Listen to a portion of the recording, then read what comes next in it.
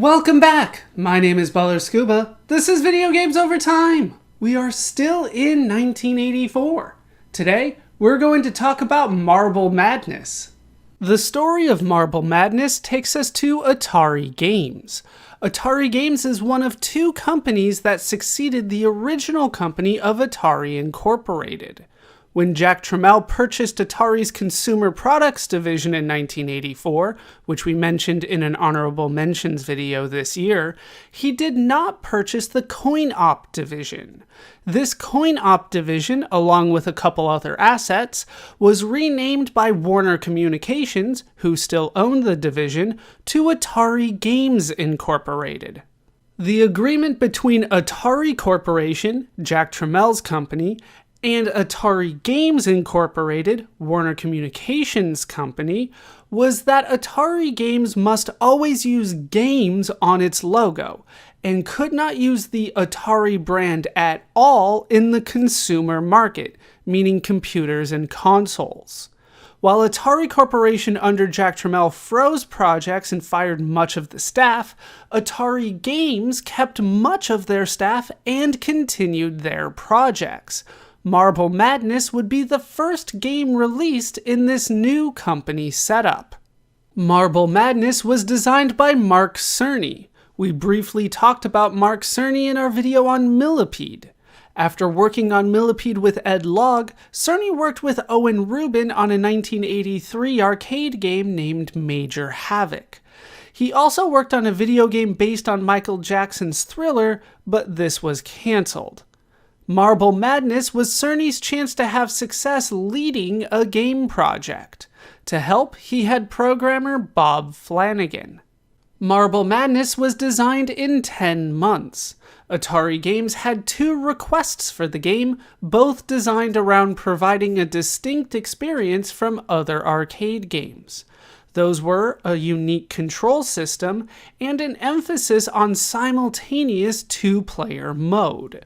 Cerny was inspired by miniature golf and particularly how the landscape influenced a ball's path. After a bit of testing, Cerny decided on using an isometric grid for the landscape, taking design influence from M.C. Escher and his artwork. Originally, the game involved the player hitting the ball, but Atari did not enjoy that. So the game was changed to a racing game against time. The game uses a unique control system known as a trackball. This control system is a ball, the top of which can be rotated by the player to correspond with the marble that is on the screen. The cabinet is made with two trackballs, one for each player. Sam Comstock was brought in to help create the sprites, and Brad Fuller and Hal Cannon created the music for the game. The game would be the first arcade game to use an FM sound chip to provide the sound, allowing for the music to be created in real time in sync with the gameplay. This chip was designed by Yamaha. Marble Madness is a platform racing game. The player plays as a marble. The goal is to get the marble through a maze-like race course, avoiding obstacles and enemies, to the end before time runs out. There are 6 different courses in the game. After the first course, any remaining time on the clock when the player wins will be carried forward to the next course, with a set amount of additional time added. Atari Games released Marble Madness to North American arcades on December 15, 1984. That is a brief backstory to Marble Madness. With that now told, it's time to play the game for ourselves. And here we are in the game. This is Marble Madness. As you can see, copyright 1984 Atari Games. It does need to say Atari Games, so to not confuse the company with Atari Corporation. Not that that's confusing at all. And we get some troublemakers as our high scorers here.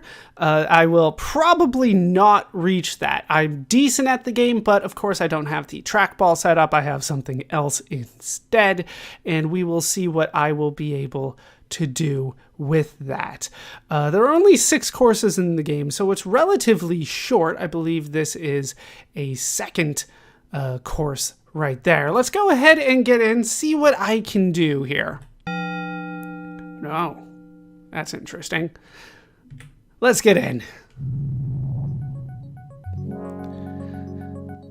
All right, 60 seconds and go. Okay, there. This is a training course, so to speak. It's not too difficult. There you go. About 10 seconds, and I get 5,000 points. Okay. This is now a beginner race. This is the first, like, actual race. All right, off you go, and I get 1,000 points for knocking you off. Let's avoid the enemies as best as I can, and down here. All right, no! Fell off the side. All right, there we go. And this way.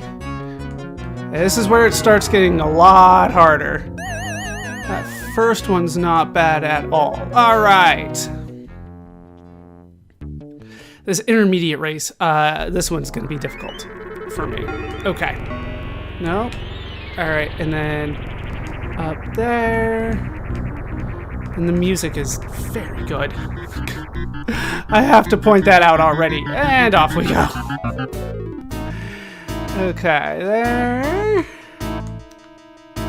Avoid all the slimes. Did not avoid the slimes. They're not making this easy. Okay.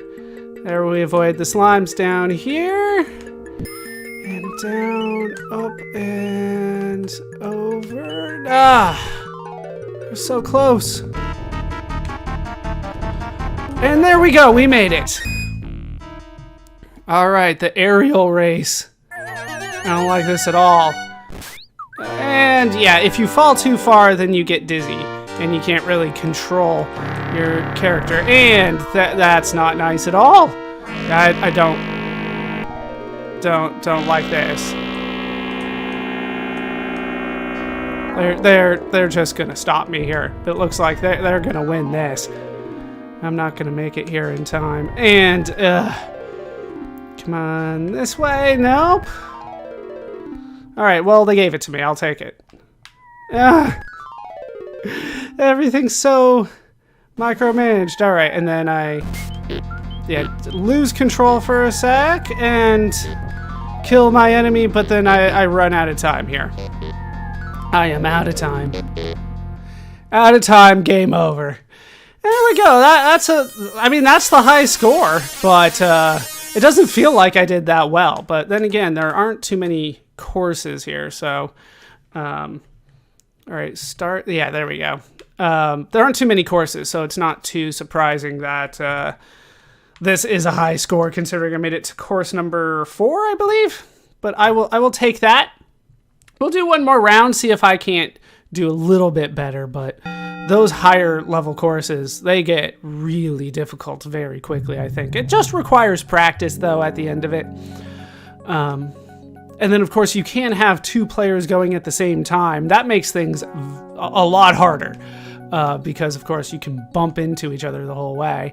And boom! Like, not too difficult there.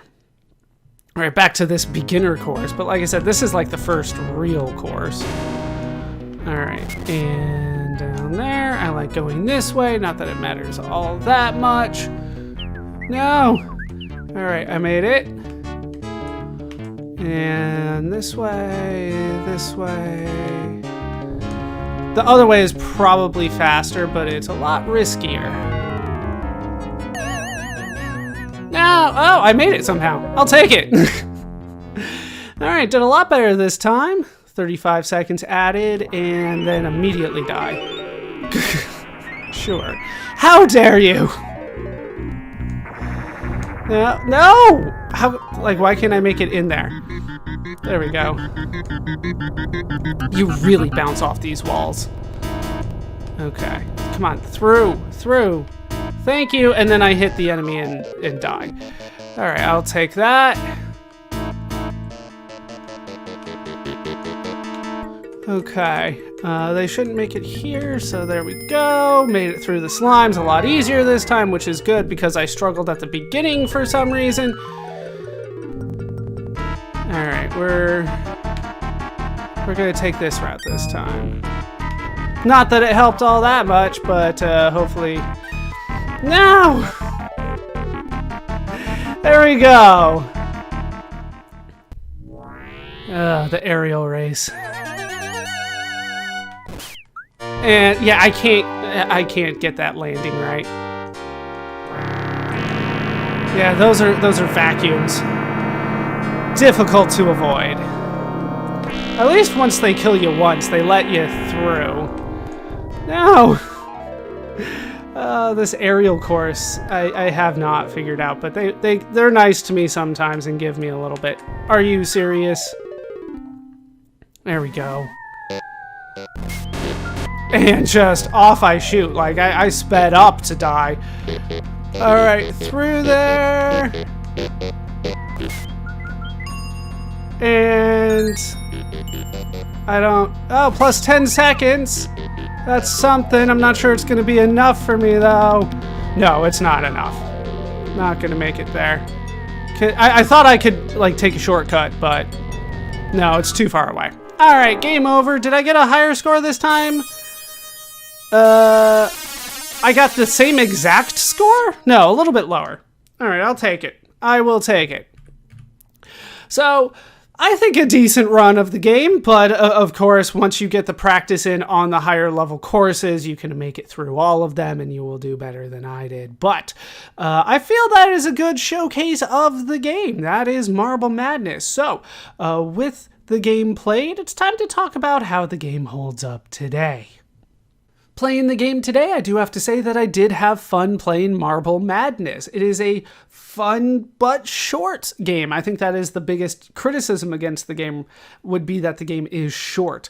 I believe that I made it to course number 4 of 6. I'll have to double check that, but I believe I made it more than halfway through what the game has to offer in a couple runs in around, what, 7 minutes? I did it twice. Like, there's not necessarily a lot for you to sink into when it comes to Marble Madness. So once you get over the initial difficulty curve, once you memorize a few of the courses, you get a few strategies together, it's probably not going to have a lot for you, and you'll probably get bored of the game once you get through it. With that said, that's my main criticism of the game. With that said, there's a lot to enjoy here in terms of other aspects of the game. The gameplay length is an issue, but the graphics, I think, are good. I think that it really does look like a marble course, which is what it's designed to look like. I think the sound is a great highlight. I think that the music in the game really does keep you involved. I think the unique control scheme brings a lot of interest. I will say, just in my personal experience, those trackballs, they tend to pinch your fingers the longer that you play it, because you keep on moving the trackball and then you will have your fingers kind of go towards the bottom, and then it gets pinched by the arcade cabinet. So personally, I'm not always a huge fan of the trackball controls, but I think that it works relatively well in for this setup. You just got to watch your fingers, and then you'll probably still have a good time. The fact that you can have 2 players play at the same time is also a huge deal. Having a friend along kind of makes the game a lot more enjoyable at points. If both of you are into the game, or at least invested in the game, then it just kind of brings a level of fun to the game that can't really be replicated in another way. So overall, I think the game holds up very well. I just think the main issue is that there's not a lot for you to sink into with this game. But if you're looking for a quick, fun game, maybe something to compete with your friend against, then this game does have something for you to enjoy. So if you're interested in racing games against a friend, you're interested in older games, older arcade games, this game does have something for you to enjoy, and I would recommend it. And that's my modern take on the game. When the game was released, it proved to be popular. It sold around 4,000 cabinets and became the highest earning game in many arcades. Critics at the time also enjoyed the game, particularly enjoying the difficulty, graphics, and soundtrack. However, sales of the game fell fairly quickly. This is believed to be due to the game's short length. There were also complaints that the trackball controls broke frequently. As time has gone on, the game has retained its positive reputation. The game is seen as an innovator due to its graphics, gameplay, and soundtrack. The game will often find itself on lists of best video games and best arcade games of all time. The game would also inspire other games. Marble Madness would see ports. We will keep an eye on these as we continue. Having been successful as a lead designer, Mark Cerny would continue to create video games. We will hear from Mark Cerny again. As for Atari Games, the success of Marble Madness would keep the company in the video game industry. We will hear from Atari Games again as we continue as well. That will do it for the story of Marble Madness for now. My name is Baller Scuba. This has been Video Games Over Time. Thank you so much for watching, and I hope to see you in our next video when we talk about some more honorable mentions of 1984.